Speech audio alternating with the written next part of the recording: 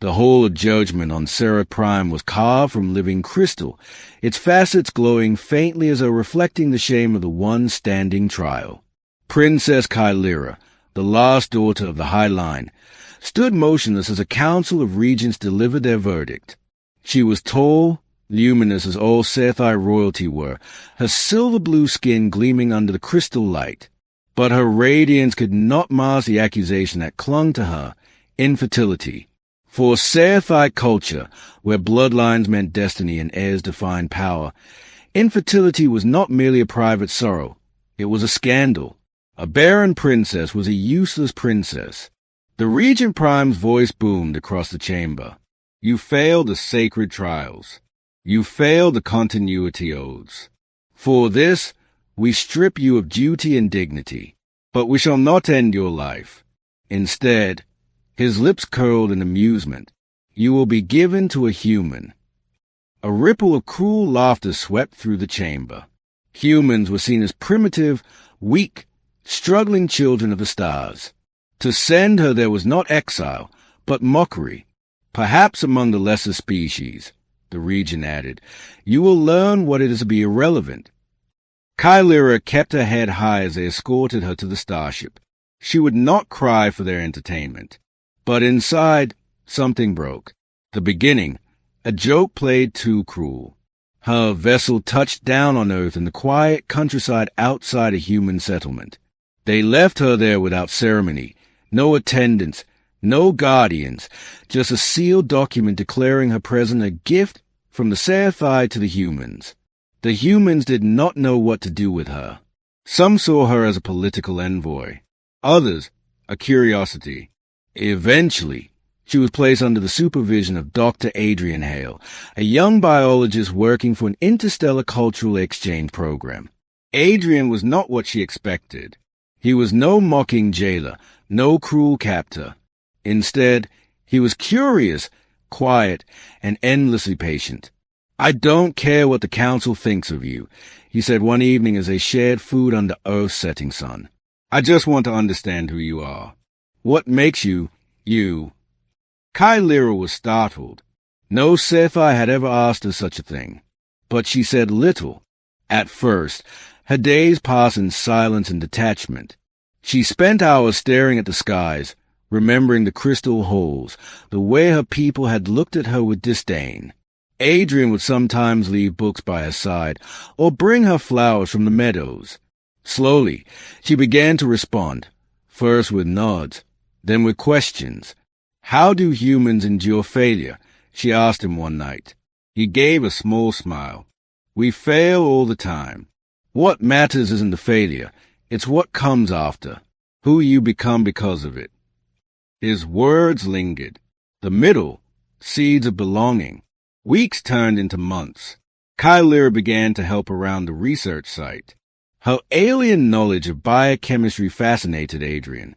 Together they cultivated hybrid crops, plants that shimmered faintly under starlight, capable of surviving in harsher conditions. Through this work, she felt something she had never known at home. Purpose. Not as a princess expected to produce A's, but as a person whose mind and hands could shape a better tomorrow. And with Adrian, a quiet bond formed. He treated her not as an experiment, not as a discarded royal, but as someone equal. His laughter reached her in ways the crystalline holes of Seraph never had.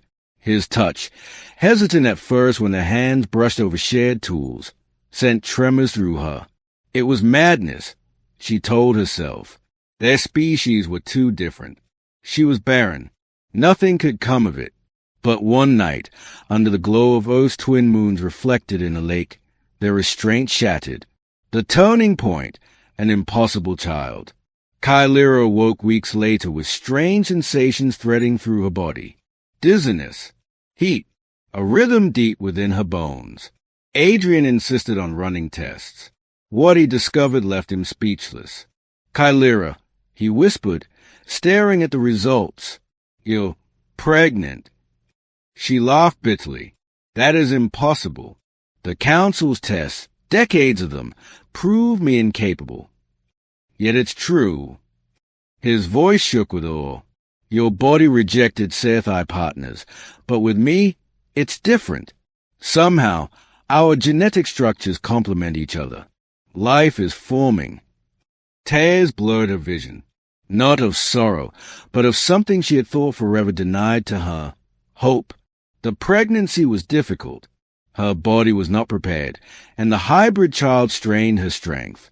But Adrian stayed by her side, tending her, soothing her fears. The humans around them rallied, amazed and protective. Months later, under a sky streaked with auroras, Kylyra gave birth. The child's cry rang clear and strange, human and alien at once.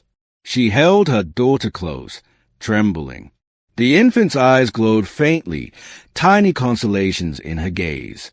"She is proof," Kylyra whispered, "that I was never barren, only waiting for the right bond." The climax, the Empire strikes back. Word of the child spread. At first whispers, then undeniable reports. The Sci-Fi Empire could not ignore it. Warships descended on oath, blotting out its skies. The regent demanded Kylyra's return, without the human, without the child. But Kylyra was no longer the ashamed princess they had cast aside. She was a mother. She stepped out before the Sci-Fi delegation with her daughter in her arms, Adrian at her side. Human leaders stood behind them, unflinching. "You sent me here as a joke," she said, her voice amplified across worlds. "You called me infertile, unworthy. Yet here I stand, holding the child you said I could never bear. She is not shame, she is future, the bridge between our species." The regent scoffed. "An abomination. Hand her over, or earth will burn." But the humans did not flinch. Soldiers and scientists, farmers and diplomats, all stood with Kylyra. They had come to see her not as alien, but as family.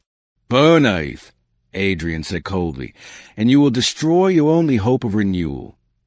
The broadcast of the standoff spread across Sci-Fi space. Ordinary citizens saw Kylyra with her child, living proof that the Council's laws of purity were chains, not strength. Movement stirred. Whispers of rebellion. The regents faltered. To kill Kylyra now would not erase her, it would immortalize her. They retreated, their authority fractured. The ending, a new dawn. Years passed. Kylyra no longer lived as a discarded princess, but as a mother and leader. She worked with Adrian and human scientists to forge new paths of coexistence. Her daughter, Lyra, grew radiant, embodying both legacies. When at last Kylyra returned to Seraph, not in chains, but as an honored guest, crowds filled the crystalline plazas. No longer did they laugh. They knelt. Kylyra lifted Lyra high. "You tried to erase me. Instead, you gave me the chance to bring forth tomorrow. This child is not shame. She is hope." The Empire could never go back. And on that day, Kylyra realized the cruelest joke the Council had ever played had turned into her greatest gift.